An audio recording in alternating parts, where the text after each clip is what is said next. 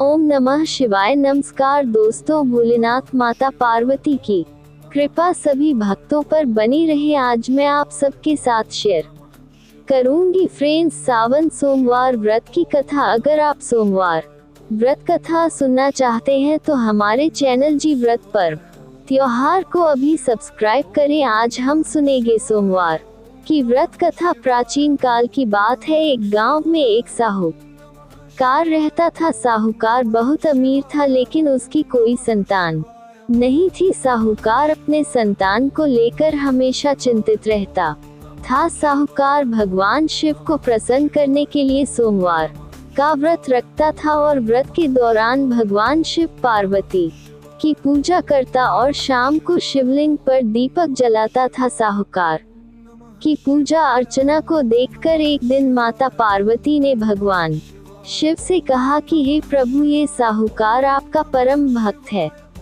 प्रति सोमवार को विधि विधान से आपकी पूजा करता है। मुझे लगता है कि आपको उसकी मनोकामना की पूजा करनी चाहिए। शिव ने पार्वती जी की पास को सुनकर कहा, हे गौरी, यह संसार एक कर्म क्षेत्र है। जैसे एक किसान अपने खेत में बीज होता है तो कुछ वक्त बाद उसे पेड़ मिलता है, उसी तरह इस संसार में आर्थिक जैसा कर्म करता है उसे उसका वैसा ही फल मिलता है। भगवान शिव भोले कि इसके कर्मों में संतान सुख नहीं है, लेकिन माता पार्वती ने भोले भंडारी से दोबारा आग्रह किया और कहा, हे नाथ, फिर भी आप इसकी मनोकामना पूर्ण कर दीजिए। यह आपका परम भक्त है। अगर आपने अपने भक्तों की इच्छा को पूर्ण नहीं किया तो वह आपकी पूजा आराधना क्यों करेंगे।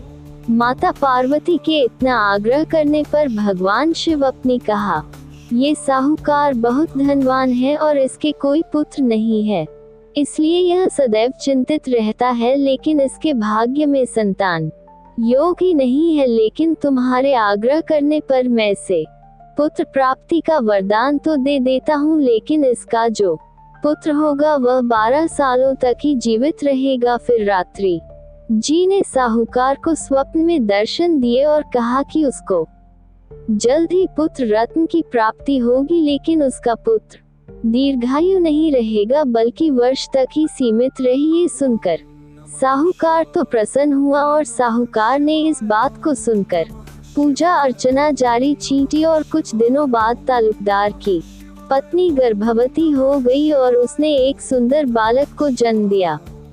बालक के जन्म से घर पर हर्षोल्लास का माहौल था, लेकिन साहूकार खुश नहीं था क्योंकि उसको पता था कि उसके बालक का ये जीवन केवल 12 वर्ष तक ही और उसने किसी को भी यह बात नहीं बताई थी। शुक्र हुआ तो साहूकार की पत्नी ने कहा कि अब स्क्रब करते रहना चाहिए, लेकिन मैंने मना कर दिया और शिक्षक नियुक्त करने के मामा को बुलाया और पैसे देकर उन्हें गलत साथ काशी जाने का आदेश दिया। फिर साहूकार ने मामा भांजे से कहा कि काशी जाते समय रास्ते में यज्ञ करते हुए और ब्राह्मणों को भोजन कराते हुए ही चाहे। दोनों मामा भांजे ने ऐसा ही किया। काशी जाते वक्त इस रास्ते से मामा भांजे गुजर रहे थे। उसका राजा अपनी पुत्री का विवाह ऐसे राजकुमार से करवा रहा था जो कि निकालना था, यानी उसे एक हफ्ते दिखता नहीं था। दूल्हे का पिता इस बात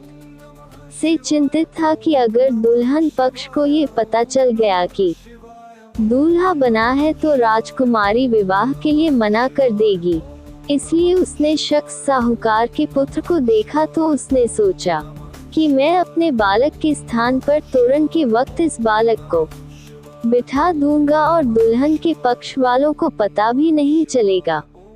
दूल्हे के पिता ने ताऊ आपके पुत्र को इस बात के लिए राजी किया। इस तरह साहूकार के उच्च स्तर के दूल्हे के कपड़े पहने और घोड़े पर चढ़कर तोरण की रस्म पूरी की। तोरण के बाद फेरों की जब बारी आई तो दूल्हे के पिता ने साहूकार के पुत्र से अनुरोध किया कि वह दुल्हन के साथ फेरे ले और शब्द विवाह संपन्न हो जाए तो ये बात किसी को न बताएं। मामा भी राशि हो गया और विवाह समारोह भी निपट गया और शादी संपन्न होने के बाद मामा भांजा काशी के लिए प्रस्थान कर गए, परंतु साहूकार के पुत्र ने दुल्हन के कपड़ों पर लिख दिया कि तुम्हारी शादी मुझसे हुई है, लेकिन जिसके साथ तुम शुरू की वह एक आंख वाला आदमी है और मैं काशी में शिक्षा ग्रहण करने जा रहा हूँ। जब राजकुमारी ने है पढ़ी तो उसने राजकुमार के साथ जाने से इनकार कर दिया और अपने पिता से कहा, यह मेरा पति नहीं है, मेरा पति शिक्षा ग्रहण करने काशी गया है। जब चौधाई ये बात फैल गई तो मजबूरी में दूल्हे के पिता को सारी बात बतानी पड़ी और दुल्हन के पिता ने भी अपनी बेटी को भेजने से इनकार कर दिया। इधर मामा भांजे दोनों काशी पहुंच गए और बालक शिक्षा ग्रहण करने लगा और मामा ने यज्ञ करवाना शुरू कर दिया। सप्ताह शुक्र का पुत्र 12 साल का हो गया तो एक दिन अपने मामा से बोला कि उसकी तबीयत ठीक नहीं है और वह सोने अंदर जा रहा है। तालुकदार का पुत्र अंदर सोने गया और उच्च मृत्यु हो गई। कुछ देर बाद जब मामा अंदर पहुंचे, उन्होंने की जब अपने भांजे को मरे हुए देखा तो वह बहुत दुखी हुए, परंतु वह रुल नहीं सकते थे वरना उनका ज्ञान अधूरा रह जाता। इसलिए मामा ने वापस जाकर यज्ञ पूरा किया और ब्राह्मणों का भोजन कराने के बाद मामा अपने मृत भांजे को देखकर रोने लगे। उसी वक्त उसी मार्ग से पार्वती उतर रहे थे। माता पार्वती ने किसी के रोने की आवाज सुनी तो उन्होंने शिव जी से कहा कि प्रभु, कोई मनुष्य रो रहा है, संयुक्त के दुखों को दूर कर देते हैं। पार्वती मामा के पास गए और उन्होंने जब मृत बालक को देखा तो हैरान हो गई, क्योंकि वह भगवान शिव के आशीर्वाद से साहूकार का पुत्र था। माता पार्वती ने कहा, ये तो साहूकार का पुत्र है, एक चीज को आपने केवल 16 वर्ष तक अपने जीवन दिया था। पार्वती जी ने मृत बालक को देखा तो उन्हें दया आ गई और उन्होंने शिव जी से कहा, प्रभु, आप इस बालक को जीवन दान दे दीजिए, वरना इसके माता पिता जीते जी मर जाएंगे। माता पार्वती के आग्रह करने पर शिव जी ने उनकी बात मान ली और उसे जीवन दान दे दिया। साहूकार का पुत्र जीवित हो गया और मामा भांजे अपने घर की ओर प्रस्थान